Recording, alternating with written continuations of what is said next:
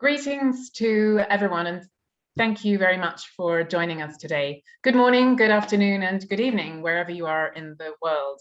My name is Gemma Parkes, Communications Lead for Friends of Ocean Action, a diverse group of over 65 leaders from a range of sectors around the world who are committed to fast-tracking action for a healthy, thriving ocean. I'll be your facilitator for today's webinar to discuss, once again, the Fisheries Subsidies negotiations at the World Trade Organization. This webinar is being recorded and will be shared on our media channels afterwards. And it will close with a very short participant feedback survey. So today is the Thursday, the 1st of July, and in exactly 2 weeks, on Thursday, 15th of July, WTO Director General Ngozi Okonjo-Iweala is convening a ministerial meeting of WTO members to seek to bring the negotiations to a successful conclusion. And on the 21st of April, Dr. Okonjo-Iweala said, "I believe we can do it. I just see light at the end of this tunnel." This was music to our ears because the Sustainable Development Goal for the Ocean, SDG 14 Target 6, calls on the WTO to eliminate harmful fisheries subsidies by 2020. So WTO members are in fact already well behind schedule. Quoting Dr. Okonjo-Iweala again from April 12th, "Concluding these negotiations is a top priority for this organization, not only for the fisheries, but also for the WTO system. We simply cannot afford to fail here." End of quote. Fisheries subsidies are considered harmful when they contribute to overfishing and overcapacity, and of course also to what we, ocean health policy advocates, call IUU fishing, or illegal, unreported, and unregulated fishing. These harmful subsidies are considered a main driver of overfishing, and economists estimate that they amount to over $22 billion worldwide annually. Now, I expect I'm not the only one in this virtual room to believe we could do a lot of good things for the ocean if these billions were rechanneled to protect our seas and not to destroy marine life. Now, I propose that we watch a very short 1-minute scene setter video that we've prepared for this session.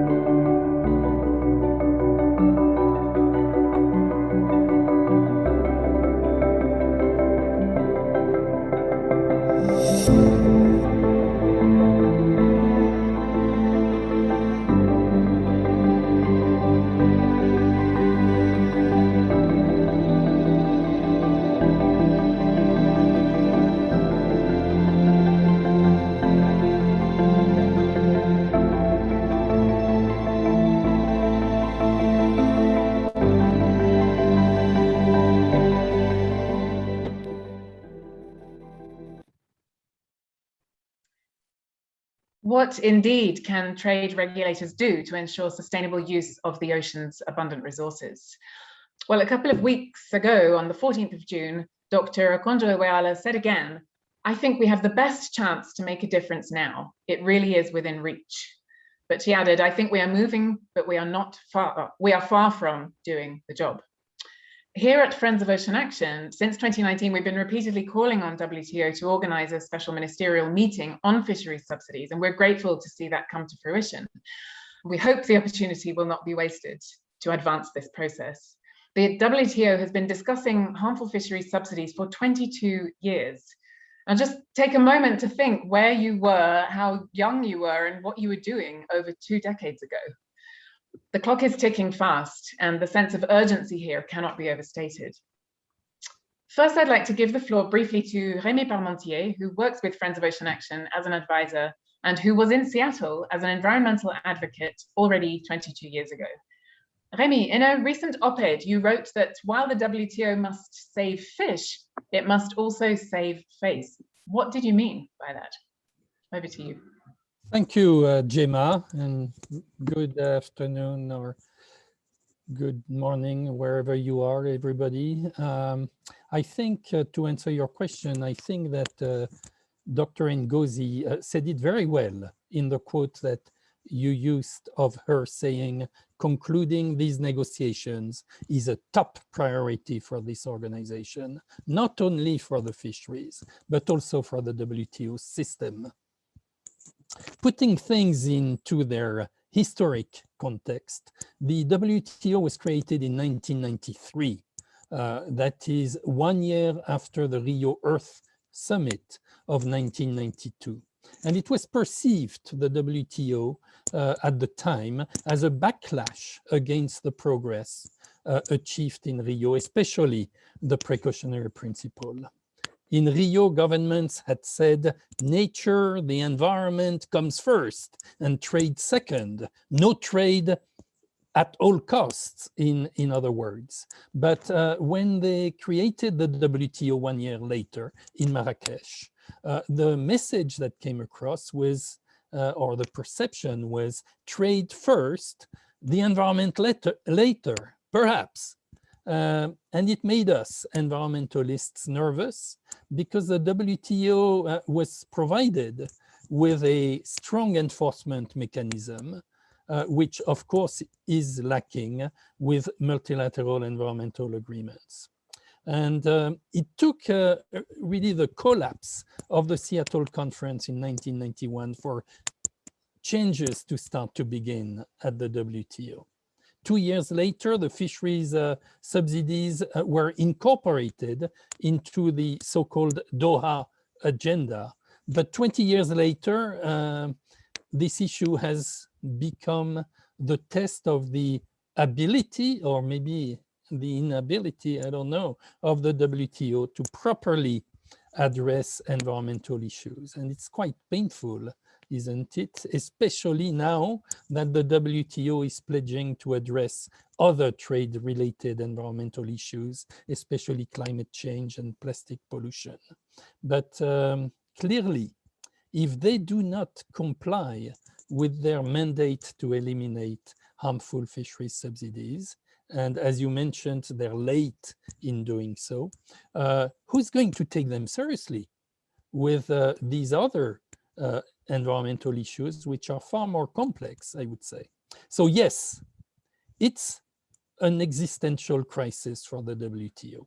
And of course, in passing, it's also a crisis for marine life. Thank you. Thanks very much, Remy, for this historic snapshot. Let's see what the immediate future holds. So now in the next 30 or so minutes, I'd love to give the floor to a few stakeholders who have also been involved in this process at various points over the last 2 decades. If time allows, we would love to give space for some brief Q&A as well. So please do use the Zoom Q&A function at the bottom of your screens to post your questions or comments, and we'll do our best to address these points if we can a little later. And then to conclude, I'm going to ask Ambassador Santiago Wills, who chairs the WTO fisheries negotiations, and Ambassador Peter Thompson, the UN Secretary General's Special Envoy for the Ocean and co-chair of Friends of Ocean Action, to share their own reflections at the close of this session. So I would like to start with Isabel Jarrett, who is manager of the Ending Harmful Fisheries Subsidies work at the Kew Charitable Trusts. Isabel, you have 2 minutes. Thank you, Gemma, and thank you for the introduction. Good morning, good afternoon, good evening, everybody, and thanks for taking the time to hear some perspectives on these incredibly important negotiations. I can't claim to have the historical background or knowledge that perhaps some of my co-panelists do, so I thought that I would offer my perspective as someone who's been involved in this issue since 2018. And I guess the question that I posed myself is, what's different now in 2021 compared to all those many years that WTO members have attempted to tackle this issue? And I'd like to share with you 2 data points that I think illuminate why we can get a deal done this year and give me hope that indeed 2021 is the year for a deal to be struck. So the first is, in 2001, 1999, even 2018, we didn't have the answer to the question that we do now. What's the impact on the water of eliminating harmful fisheries subsidies? So according to research from the University of California, Santa Barbara, if WTO members were to agree to end all harmful fisheries subsidies, so remove all harmful subsidies from their fishing fleets, it could lead to a 12.5% increase in global fish biomass by 2050. That's approximately 35 million metric tons of fish, or nearly 3 times the annual consumption of seafood in Africa. So that tells us that really eliminating harmful fisheries subsidies does equal more fish in the sea, and that's a conservative estimate. The second data point that gives me hope is civil society support for an ambitious agreement. Pew, alongside many organizations that are here on the panel today, is one of 181 organizations that have united in a call to stop funding overfishing. These organizations come from all over the world and actually from many different quarters, including business, as well as environmental organizations. And even just looking at this panel today, we have somebody from an environmental organization like me alongside scientists, fishing community representatives, and representatives in business, all calling for the same outcome. So in closing, I'd like to offer a few thoughts. We know that eliminating harmful subsidies is going to lead to a more abundant ocean, and that a more abundant ocean is better for people and for planet. My message for WTO members is therefore this: eliminating harmful subsidies really does equal more fish in the sea, but only if you do just that, eliminating harmful subsidies. So be bold, be visionary as you work to finalize a treaty that could rejuvenate ocean health. You have the support of civil society behind you. I hope you listen. Thank you. Thank you so much, Isabel, and keep up the good work. So Maria Damanaki is also online with us, joining from Greece. Good afternoon, Maria. So when you were European Fisheries Commissioner in 2010 to 2014, you drove the reform of the European Union's common fisheries policy. Do you think the EU will ever give up fuel subsidies and tax rebates to its fishing fleet? And what can the collective voices here in this webinar do based on your own experience? In 2 minutes, please, if you can. Over to you. Thank you, Gemma, and thank the organizers for bringing us all here. This is really a very timely discussion because we are reaching a very critical point. And I think that this critical point underlines the first need, the first and most need we have right now. What is that? This is strong political leadership. And I'm looking at Peter Thompson, Ambassador Peter Thompson and Ambassador Wills, because I would like to thank them, congratulate them, they brought us here, but they have to step up being strong during the meeting and during the next months. And I would like to refer to my personal experience because I think there is a lesson there. And the lesson is that this strong commitment pays back, even if the outcome is not seeming the best at the moment. So when I was a European Commissioner for Marine, I tried to eliminate fisheries subsidies. It was a very heated discussion, a lot of cost, personal cost, a lot of cost for my services. I had partially succeeded because there are no fisheries subsidies from any European fund anymore. So no European money is going to fisheries subsidies. But of course, the elephant is in the room. I partially failed because the member states of European Union, under their competencies, they can give fisheries subsidies. That's why they still subsidizing their fleets, and in some cases in a very nasty way. And but what changed, and this is my point, ever since that discussion, whenever we had meetings with stakeholders, with the ministers, with everybody who is subsidizing, they had to apologize about giving subsidies. It was not as clear as before. There was a change of culture. So I would like to say that a strong discussion in WTO will bring a change of culture. And at the end of the day, we are going to see the light at the end of the tunnel. I know that we have to go for a compromise. Well, I'm not against compromises. My ancient Greek ancestors taught me so, and I'm working with compromises. But a compromise, in my opinion, has to make some sense. And I'm referring here to two big uncertainty areas that are there. The first is all this flexibility needed for small scale artisanal fisheries, whatever. Yes, we need this flexibility because in general, small scale fisheries harm less than the big vessels. But this flexibility has to reach up some limits. For example, can European Union give fuel subsidies to artisanal fisheries? We are committed to be CO2 neutral until 2050. So what does it mean? Does it make any sense? Does it make any sense to give subsidies for high seas, for big vessels? I mean, this has to be really reasonable. The second uncertainty is that a lot of guys are presenting this as a conflict between developed and developing states. This is not the case, my friends. We all have responsibility for our planet and its health. The real conflict here is between short-termism and long-term interests of the fisheries sector, as Isabel already mentioned. So we have to do it right, just because our fisheries model cannot survive if it is going to have exhausted stocks. This is my point. One last phrase. We are very happy to have a woman, African woman director of WTO. The leading women for oceans, we have supported her and we are looking at her for a great victory. Thank you, Gemma. Brilliant. Thank you very much, Maria. And we all hope, I'm sure, that the EU can exercise flexibility in the ministerial conference on July 15th and beyond, indeed, because fuel subsidies enhance overcapacity for sure. It's important they walk the talk on this issue, which is also at the crossroads of so much more, biodiversity and climate policy and other things as well. Thanks for your thoughts. Now, we have two representatives of the private sector here with us today as well, and I'm keen to hear what they might have to say on this and indeed any other aspects. First, Crispin Conner, the representative director of the International Chamber of Commerce in Geneva, is going to speak with us, and then we'll pass the floor to Tom Pickerel, who's executive director of the Global Tuna Alliance. But first, to you, Crispin, you have 2 minutes. Great. Thank you very much, Gemma, and thanks to the Friends of Ocean Action and to WTO for this initiative. And also great to be sharing the panel with you, Isabel.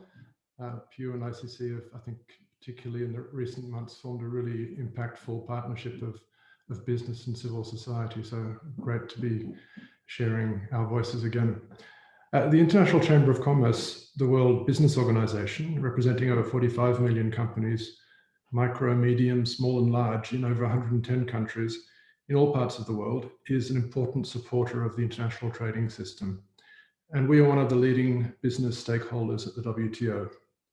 As end users of the WTO rules, what happens here in Geneva within the walls of the WTO matters to us, and it matters to our global network of companies.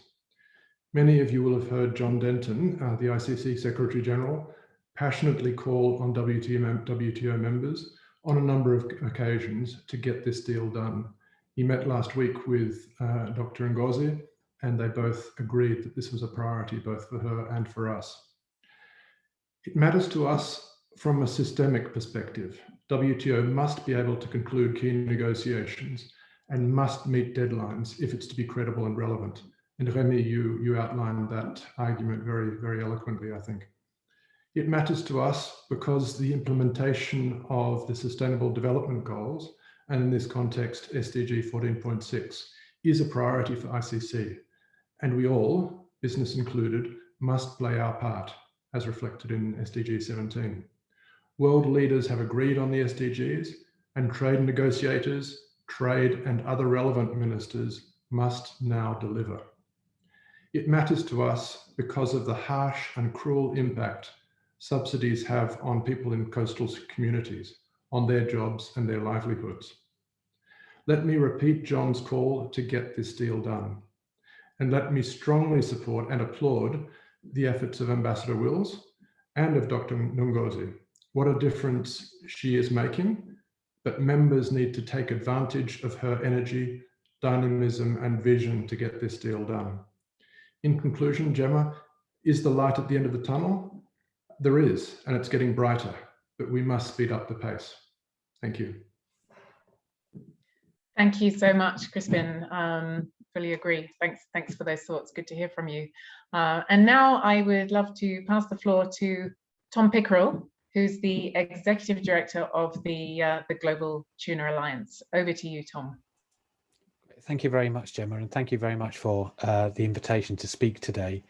A lot has been said already that I would sort of echo, but just for information for people, I represent the Global Tuna Alliance. We're a pre-competitive collaboration of retailers, suppliers, and brands of tuna with a major interest in improving the sustainability of the tuna sector. Together, we have over 116 countries that we operate in, with a combined annual turnover of $255 billion a year. So we're looking at ways that we can use this commercial leverage to improve the situation with tuna fisheries. We support the implementation of SDG 14, and we believe that Target 6, obviously of relevance today, is a critical piece of the SDG puzzle.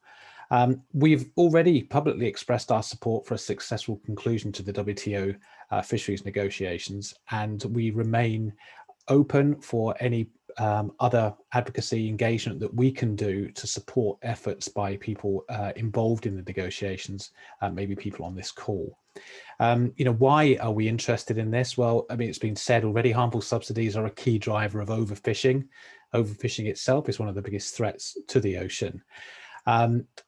Some fishery subsidies, payments that the governments are making, are key drivers to this. Isabel mentioned the fact that if all destructive subsidies ended, we could see an increase of 12.5% in global fishing biomass by 2050, which is going to have a significant impact, which is, I think it equates to something around 35 million metric tons of fish, which is 3 times Africa's fish consumption in a single year. In a more sort of a self-absorbed way, improving tuna and ocean sustainability is good for the businesses I work with, their long-term success, but it's also the right thing to do. We really are calling for the WTO members to reach agreement in July to end harmful subsidies and through that put a dent in overfishing. What should be done with the money? It should be put towards increasing ocean biodiversity, mitigating the effects of climate change, and enhancing climate resilience. And these initiatives can provide jobs to the communities that are most hurt by the overfishing. Thank you very much. Thank you so much, Tom, for your perspective, and good to hear the viewpoint of the seafood supply chain. Thank you very much. So industrial fisheries are swallowing the majority of fish and the majority of subsidies, but small-scale fishers are providing the majority of jobs that come from fishing and are thus highly important to coastal communities and livelihoods. With us today, we are joined by 2 individuals who are or work with small-scale fishers. One is Nana Jojo Solomon, who is a Ghanaian small-scale fisher and also executive member of the Ghana National Canoe Fishermen Council. We also have online Steve Trent, Executive Director of the Environmental Justice Foundation. Nana, first, I'd like to start with asking you, please, to share some reflections on this critical issue from your perspective at the water's edge, so to speak. Nana, over to you.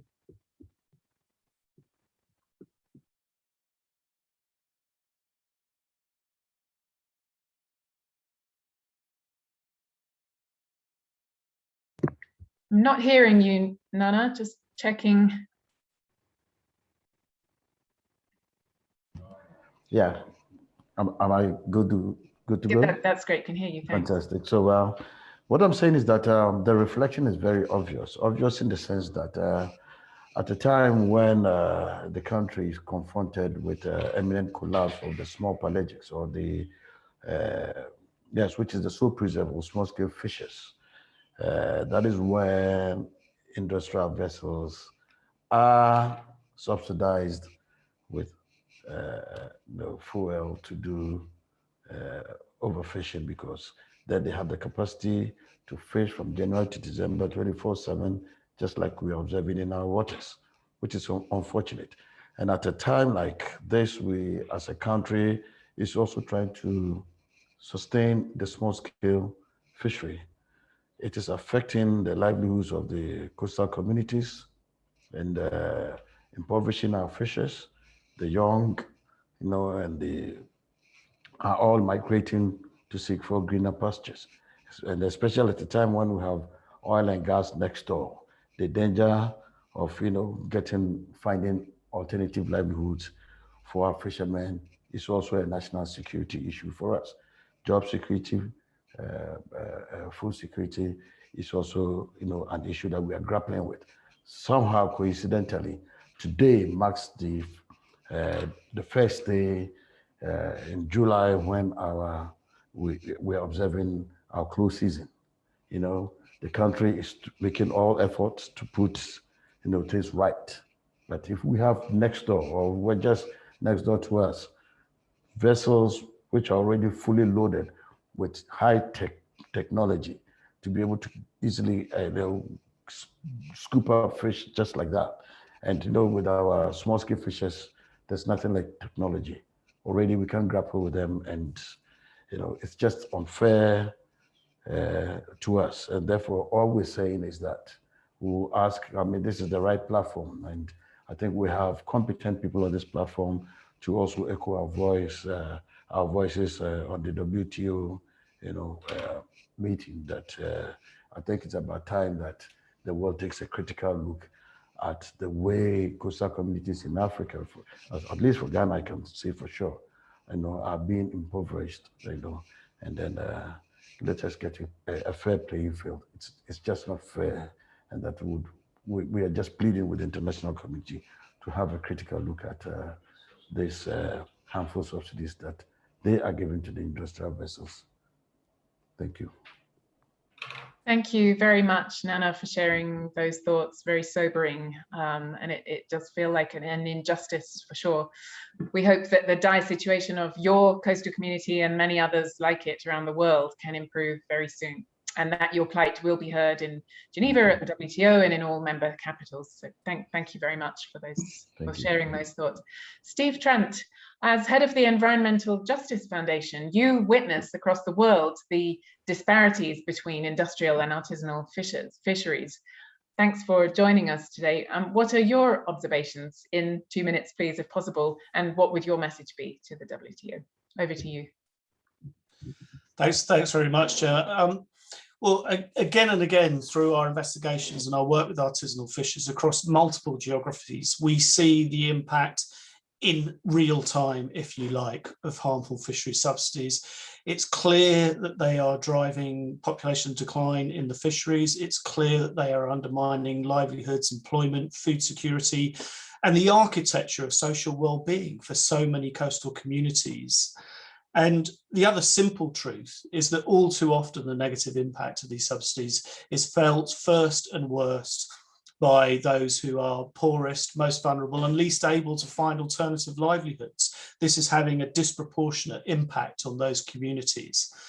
And I think it's fair to say that in the net sum equation, these negative impacts far outweigh the false short-term economic gains that are derived from harmful fishery subsidies. But there's one other last quick point I would like to make. And it's pretty simple, and that's that it's in the enlightened self-interest of those countries that continue to use harmful subsidies to stop. These subsidies are driving overfishing, unsustainable fishing, and this is directly leading to a decline in catches, a decline in productivity, and a decline in the economic benefits that they get. In essence, you are paying to make yourselves poorer in the long term. So conversely, action now to end the subsidies will play a crucial role in restoring marine biodiversity and the fisheries which the poorer communities I've mentioned depend on. So my simple message to the nations and representatives at the WTO is, we need your leadership. We need your vision, your ambition. Your decisions can determine a better future for millions of people and for our oceans if you act now on these subsidies. And I can say, heartfelt perspective, I think the time is right, the time is now. We hope you will stand up for these measures. Thank you. Thank you so much, Steve. And it's indeed incredibly important to remember that marine life sustains coastal communities' livelihoods and food security, and it is worth so much. Also in this virtual room, we have two other veterans well known to everyone immersed in the fisheries subsidies debate. Dr. Rasheed Sultana, the fisheries economist from the University of British Columbia, Canada, and also Alice Tipping, who started as New Zealand trade negotiator years ago and is now leading fisheries subsidies work with the International Institute for Sustainable Development, IIST-D. Alice, first to you. The case for reform seems clear, and all the more so with the perspectives we've heard so far today. Dr. Okonjo-Iweala and Ambassador Wills talk of the need for flexibility. Where do you think flexibility can be applied without compromising the environmental integrity of the deal, I wonder? Over to you in a couple of minutes, please, if possible. Thank you, Gemma, and thank you for the invitation to join the conversation. I would love to be able to give you a 2-minute response to your question, but I actually think for these purposes, I'd quite like to chime in on a point that a few others have already made, right? About the need for collective action, the need to sort of look over the horizon somewhat, and frankly, the need for governments to stop, as Steve put it, paying to make fishers poorer in the long run, and with a sort of political perspective about the negotiations. As ever in international relations, if we were all unitedly self-interested, governments would be stopping now to provide harmful fisheries subsidies, right? But as ever, the question, of course, is who bears the short-term costs of change that will achieve the long-term gains that Isabel's talked about? You know, and Maria mentioned this already. What's interesting about these negotiations is that the world's most important fishing countries and the world's most important subsidizers are both developed and developing countries, right? So the traditional North-South split is different in these negotiations. Listening to the negotiators indirectly often, I hear signals from some of the largest developing country fishing nations that they are prepared to make some commitments under this WTO deal, at least to some degree. I don't hear those same signals from all large fishing nations. And this is a problem, because if established fishing nations aren't prepared to commit to reform their harmful fisheries subsidies, which have fueled overfishing for decades, many other players might wonder why they should as well. So the negotiations could keep going up till the 15th on a track of politics as usual, zero-sum trade-offs and exceptions for everyone. But I do think there is still time for governments that care about the ocean to show some leadership here, right? To give some color perhaps to the points Steve was making.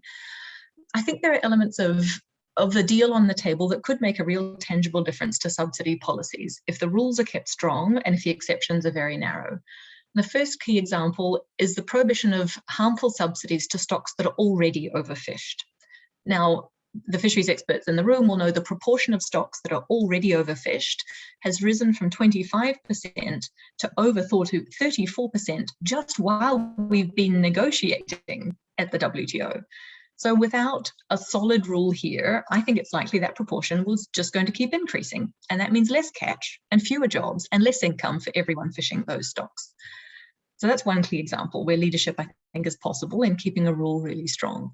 And the second example is the prohibition of subsidies designed to push fleets to the high seas, foreign waters. And this is a rule that obviously targets long-range and large-scale fishing that contributes to overfishing, in many cases where management and control is weak. So keeping that as a second very firm discipline, I think is going to be important to the credibility of a final deal. So I think, again, you know, it's about looking over the horizon slightly and thinking about where do we want the future of our fishing industries everywhere around the world to be, and how does this agreement help us to move in that direction? So that, I hope, is the looking over the horizon that policymakers can start to demonstrate on the 15th of July. Thank you so much, Alice, for that comprehensive and compelling overview. Now, over to you, Dr. Rasheed Sultana. What would you add to this discussion, please? Yeah, that's a good question because people have covered almost all the ground. So this is great. What is clear is that if one is thinking long term, if it's not only about today, clearly continuing harmful subsidies is the craziest thing we can do as people. I mean, in terms of our fish, the future, our grandchildren, what they need, and so on from fish in the ocean. That is clear. But I thought I should pass on a new information some of you may have seen already. in the news, we published a report via Oceana where we actually said, look here, let's look at the top 10 countries and see when they give harmful subsidies, where are the impacts actually felt? Where is the burden, the risk of overfishing is? And even I was surprised at the results, because when you give subsidies to your fleet and you have a distant water fishing fleet, that subsidies empower them to go into other countries' waters, into the high seas to fish. And what we found is that about 40% of all the subsidies given by the top 10 subsidizers, and this is huge, this is over 60%, if I remember well, of the total harmful subsidies. That is then transferred in waters of Africa, Latin America, Asia, and other countries. And to me, if you give overfishing subsidies to kill and destroy your own fish in your own waters, that is bad enough. But if you do it and it goes to cause harm and damage on other people's waters or the commonly shared waters of the high seas, that is really, really terrible. So I think we need to do this. And I'm optimistic. I've never been as optimistic as I am today because of the new DG, Sister Ngozi, for all she's come up to say and to push for, and also for the two ambassadors with us working so hard, for all of you, what we are putting in. I think we have a possibility to do something, to get something done here, and we can only push on. All the best to everybody. Thank you. Thank you very much, Rasheed, for these powerful reflections, and thanks for sharing that new research. So that concludes our roster of global voices and stakeholders sharing those reflections of the last 2 decades. We are a little squeezed for time, so we can't spend a lot of the hour on discussion, but we can fit in some questions, and I see a lot of reactions coming into the Q&A box, which is fantastic. Stephanie Ricard is asking, which countries are the largest stumbling block to reaching a deal and to concluding the negotiations, and why? So I think that's in some ways the $22 billion question. And I'm not sure who would like to have a go at responding to that, but Rasheed, you just mentioned the 10 largest subsidizers in your new report that's out. Perhaps you could build on that to kick things off. Yeah, so the way I would try to say something about this is, I really think that if the US and China were to come up, say next week, a press conference, Biden and the president of China coming out to say, we support this, we're going to do this, that will have a big sway. And that is one of my wishes. I did say this in a press interview I gave. So to me, that is the thing. You need a push. You need leaders to push. And this happened with climate change, as you remember, right? When President Obama and the president of China came together and made a statement, that can help. So maybe others have some specific on countries that are, or groups that are slowing us down. Mm-hmm. Thank you. Thanks, Rasheed. Another question from Antoinette Vermilly. Can we include parts of these harmful fisheries subsidies as negative factors contributing to climate change in national NDCs? I don't know, perhaps Alice, would you want to share some thoughts on that? I can't profess to be an expert on NDCs, and if I do, my real climate change colleagues will have me strung up. But listen, I think there's an interesting idea here.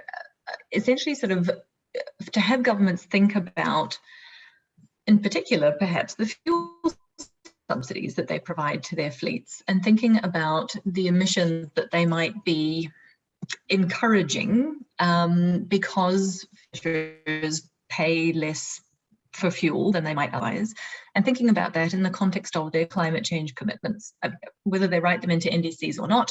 I think as governments look at their climate change commitments overall and look at their fossil fuel subsidies across their economy, there's no reason why they shouldn't look at fisheries.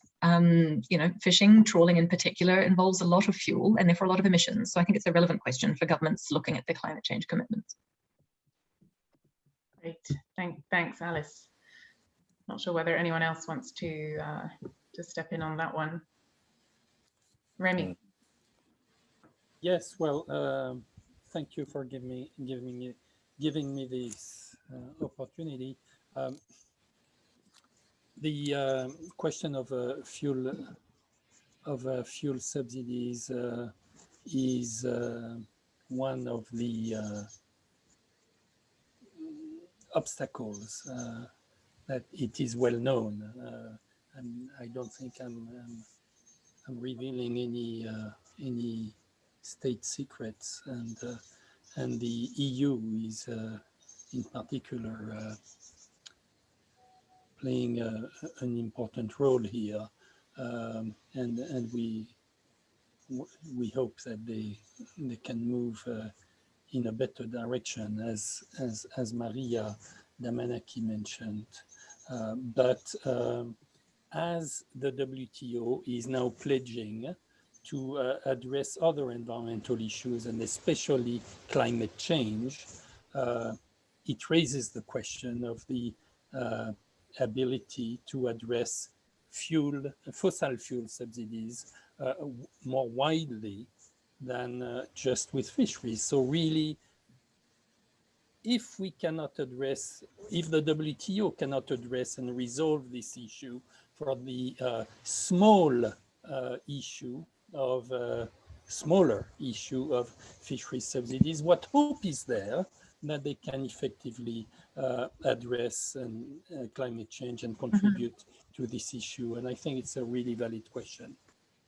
Good, thanks a lot, Remy. And I see, Maria, you've raised your hand. Yes, just to add something, there is a concrete impact on NDCs, because this is happening because if we're talking about fossil fuels and we're talking about vessels who are going there to fish, there are emissions. So these emissions have to be calculated and included there.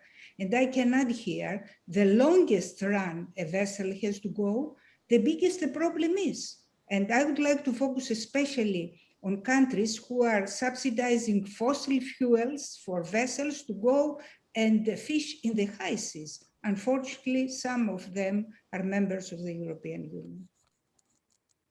Mm-hmm. Absolutely. Thanks very much for that, Maria. No. We have another question. Oh, so Rasheed, please go ahead.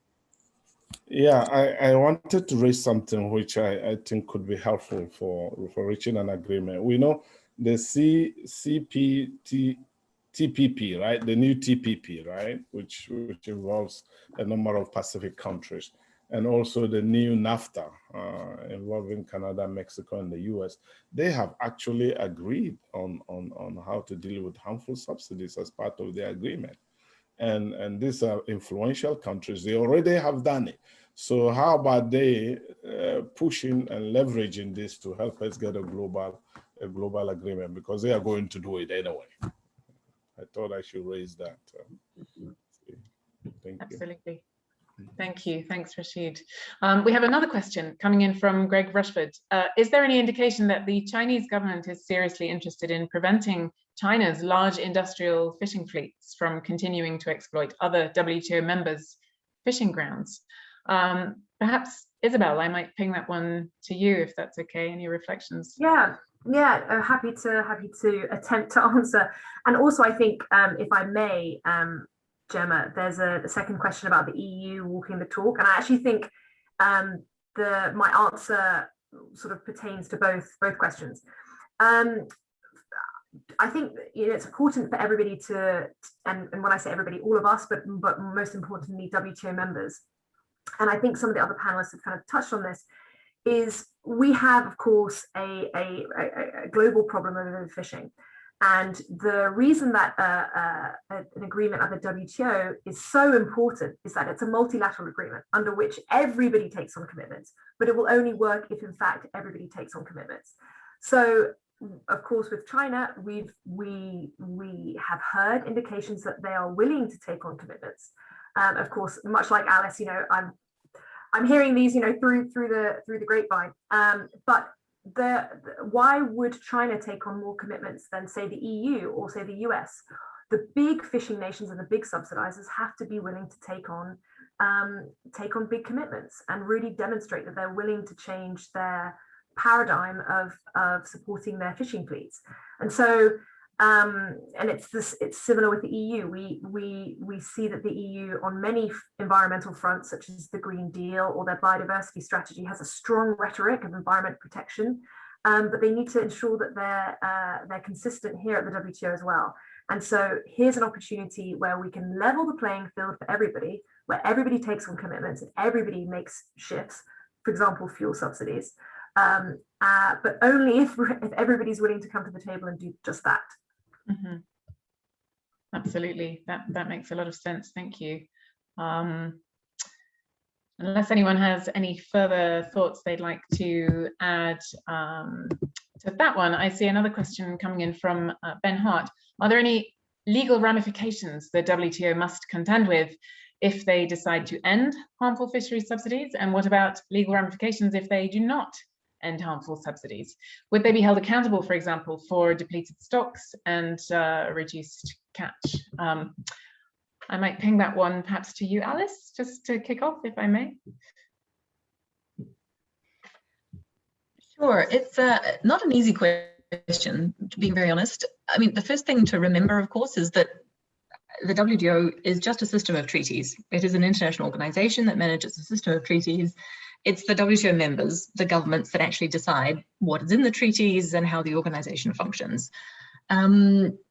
So, I mean, within the WTO system of laws, this would be absolutely the first treaty that looks at subsidies from the environmental impact they have, right? So in that sense, we're building a whole new set of rules, right? The existing rules focus very much on subsidies and their trade impact, not on their environmental impact, right? So as Remy was saying before, one of the great advantages of the WTO system, at least seeing it from a lawyer's perspective, is that it has a binding system of compulsory jurisdiction. You must submit to the WTO's dispute resolution system, and the decisions will apply to you. That's part of what being a WTO member is all about. But the existing rules, at least on subsidies, don't take into account the environmental impacts of these subsidies, right? So that, I think, is where these rules would actually establish a whole new system of obligations, and require governments to look at the impact of their subsidies on overfished stocks, to look at whether their management measures are really up to scratch, etc. Right? So there's a big additional set of legal obligations here that members can choose to take on, and that's what we hope they do. Indeed, absolutely. Thank you so much, Alice. And when a deal is reached, we'll be certainly continuing to shine a spotlight on how that all unfolds. One last question that caught my eye from Rosario Valdez in the fishing city of Vigo in Spain is asking how fast the elimination of harmful fisheries subsidies will take place. Maybe this is a good question, an opener perhaps for Ambassador Wills to begin his intervention. And perhaps before I pass the floor, I might highlight that the fishing industry and fisheries ministers have had 22 years to prepare, including the SDG 14.6 target in 2015. So there's been a bit of time to adjust in terms of how fast an elimination can take place. But Santiago, perhaps I can hand over to you to share some reflections, please. Thank you. Absolutely. Thank you very much, Gemma. And allow me to start by really thanking Friends of Ocean Action for this kind of invitation, and of course for organizing this very timely webinar. And I've been hearing some very kind and generous words of encouragement today. So also thank you for those words. I had some notes prepared, but I want really more to react on what I've been listening today and comment a bit on some of the questions and issues that have been addressed. So maybe I'll start, and I think the premise on which part of the discussion is based, and it's more than a premise, is a fact, a sad fact, is that the WTO has taken 20 years in these negotiations. But let me, and without trying to justify this or to sound like an excuse, maybe explain or at least present some factors that maybe provide a bit of an explanation of why it takes so long to reach an agreement here. So first, we should be reminded that this is a multilateral agreement or multilateral negotiation, that in the case of the WTO and as of today, it involves 164 members. So it's not easy. I mean, you can even imagine negotiating things just with somebody in front of your table, and that's already hard. And I did that for many years when working in the private sector. And now with 164 members, it's really hard to do. And there was one thing that was mentioned in one of the last questions, I think, and maybe Alice responded to this, and is the fact that in case of non-compliance, there's dispute settlement, and there's recourse to dispute settlement. And despite the impasse we're facing in dispute settlement in the organization, this is the most successful dispute settlement mechanism on public international law, state to state. So clarity and clear definitions, clear commitments are both a need and a fear from members. They need to have complete clarity on what they're committing to in order not to be pursued or challenged under dispute settlement. And we must remember that we have 26 years of baggage of dispute settlement. So now we know how it works. And that fear only increases with that type of baggage that we have on top of us. Another topic that was addressed today is, and I think late in the conversation, is that what we're trying to craft here is a missing piece of a bigger puzzle. We already have a bunch of international agreements of codes of conduct in different fora under public international law that deal with fishing, deals with fishing activities, and deal with the law of the sea, like UNCLOS, for instance. So the big challenge we have in front of us is to design and structure this missing piece in a way that it actually fits that bigger puzzle. And that's something where members also, let's say, proceed with caution, so as not to undermine rights and obligations and to say that the legal structure that has been already put in place for years and years. So that also is another factor that complicates a bit the negotiations. More into the substance, one big issue that has proven to be hard to tackle throughout the years is what are harmful subsidies? Our mandate is prohibit harmful subsidies. What's that? How do we define when a subsidy or what subsidy is harmful? So that has been an issue for decades, as you know, 20 years. But we're finally, since last year, making some progress with more of a creative approach to deal with this issue. And also a big issue is that some of the top fishing nations and big subsidizers are developing members. So how does the concept of special and differential treatment that is integral to the negotiations as per our mandate fits within the sustainability purpose that we pursue in these negotiations? So that's also another factor that has proven to be difficult to tackle, but we're making progress. We're making progress, and I think we're going to the right direction. So very quickly, just to let you know where are we now. So last July, for the first time, we had a single draft consolidated text on the basis of which members were okay in proceeding in the work. And I have to commend members on this particular step taken, because that step was taken in the middle of a global pandemic. So that has to be commended. That text was revised twice, last year, and now this year we have a new text that was circulated on 11 May and was revised, and the revisions were presented just yesterday to members. And now, as has been mentioned today, we have a ministerial meeting scheduled for the 15th of July. So we will keep engaging during these following weeks to prepare the ground for the ministerial meeting. The DG and I are preparing questions to be sent to ministers to guide us as the negotiating group to conclude the negotiations as soon as possible. And as I said to members when presenting the revisions, the text needs to be read and approached in a common perspective, and that is from a perspective of finding in it a possible compromise. So hopefully, if members look at this in this way, we might be able to find a compromise and a solution soon. So I'll leave it there for now, Gemma. Thanks. Brilliant. Thank you very much, Ambassador Wills. And again, we very much value the combined sense of optimism and also pragmatism that you brought to this process since you took the helm a year and a half ago. So thank you. We wish you every success in the next 2 weeks and also the next 6 months before MC12, the WTO Ministerial Conference in December 2021. Ambassador Thompson, I'd like to turn to you in closing, if I may. If success does not come to fruition anytime very soon, what do you think Friends of Ocean Action and fellow members of the Stop Funding Overfishing Coalition that Isabel mentioned earlier, and indeed all others active in this space, can and should helpfully do here in Geneva, but also perhaps in Brussels, Wellington, New York, and elsewhere? Over to you, Peter.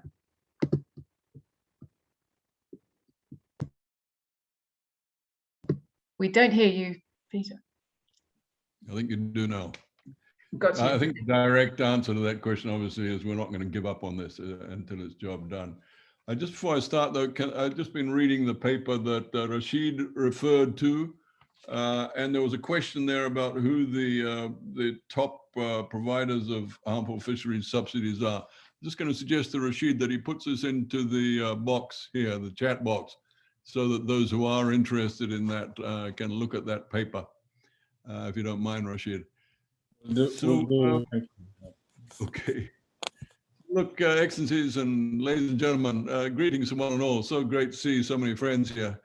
And many thanks to everybody who's spoken before me today, because you've laid out clearly for all to hear what's at stake here. Ending the economic and environmental madness involved in subsidizing industrial fleets to travel far and wide in pursuit of diminishing stocks of fish. I can't think of any other word than madness.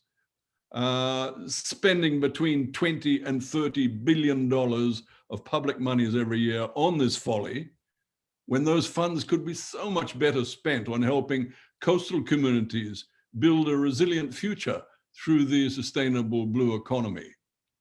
And then the moral hazard of subsidized distant water fishing fleets of developed countries exploiting the marine resources of developing countries to the detriment of the latter's domestic fisheries and artisanal fishers. You know, the list goes on as to why we have to end this madness. It's been estimated by many that ending harmful fisheries subsidies is the single most effective short-term act that can be done to turn around the current decline in the ocean's health. Let's do it. Let's do it without further delay, for from accelerating levels of ocean acidification, deoxygenation, and warming, to rising sea levels and death of coral and rampant anthropogenic pollution, the ocean won't take much more of this mistreatment without reacting in ways that we have yet to fully understand, but which clearly won't be good for the people of this planet. We've got a universally agreed goal to bring the distortion of harmful fisheries subsidies to an end. In September 2015, the leaders of all our countries instituted Sustainable Development Goal 14 to conserve and sustainably use the ocean's resources. And the sixth target of this goal sets out to prohibit certain forms of fisheries subsidies which contribute to overcapacity, overfishing, illegal and unreported and unregulated fishing. In other words, eliminate harmful fisheries subsidies. The attainment of this target will come into sharp focus in a year's time when the world gathers at the UN Ocean Conference in Lisbon. So I say again, let's do it. No more prevarications or unnecessary complications. Our leaders have spoken and the ocean's health demands it. At this critical stage of international negotiations to finalize the text of an agreement, we should all be urging on our respective member states to do the right thing by the ocean and to deliver on what was promised by SDG 14.6. I say again that we cannot cherry pick the Sustainable Development Goals. They're part of a complete package that, along with the Paris Climate Agreement, represents humanity's blueprint for our survival on this planet. If that sounds overdramatic to any of you, consider only that the latest WMO annual report says we are still on track for well over 3 degrees Celsius global warming by the end of this century, our grandchildren's lives. That is a world on fire. So we do not have the luxury of time, and in the name of intergenerational justice, we must faithfully implement our blueprint without delay. And SDG 14 is an essential element of the blueprint.